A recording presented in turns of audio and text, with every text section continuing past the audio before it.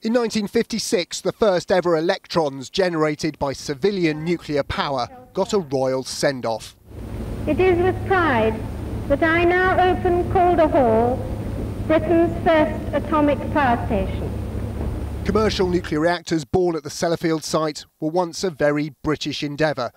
It's a next-generation power plant. It's already being But the UK's current bid to build new nuclear plants is now based on attracting foreign investment.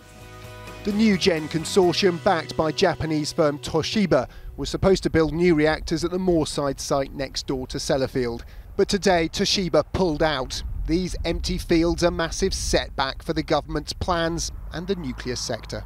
It's devastating for our members in Cumbria, but more widely for members who work throughout the nuclear supply chain, including throughout the northwest of England. The government will face criticism for not creating the right incentives for NuGen. But coinciding with the Fukushima disaster in 2011, there have been doubts about the economics of nuclear power anywhere. It's obviously disappointing, but I think it was inevitable.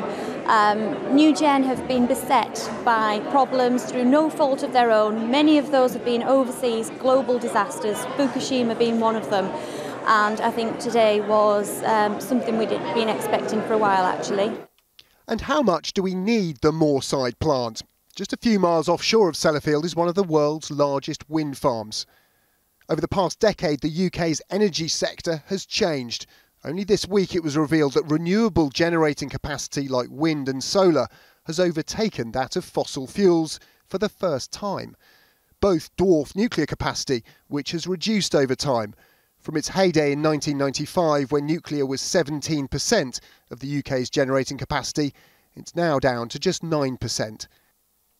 On top of that, we're less power hungry. Compared to 2005, we now use the equivalent of 2.5 nuclear power stations less electricity.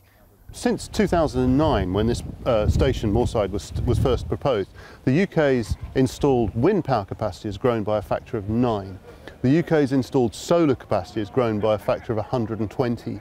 That's where investors are looking. That's the stuff that's easy, nimble, cheap, quick. That's where the money's going. But it might be very risky to give up our nuclear expertise altogether. By 2030 or so, most of us could be driving electric cars, massively driving up demand. New nuclear may be the best low-carbon technology to fill that gap. Tom Clark, News at 10.